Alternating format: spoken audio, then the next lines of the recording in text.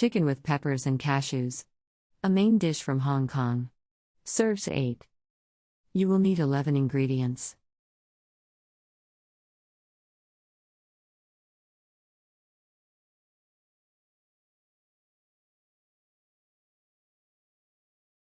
Step 1.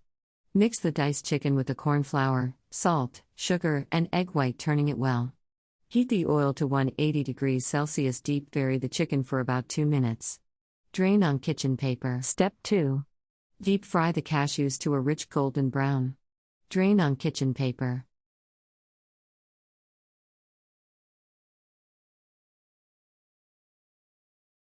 Step 3. Stir-fry the ginger slices with the onions and peppers for about a minute. Mix in the chicken and cook until everything is hot. Stir in the nuts and hoisin sauce to serve.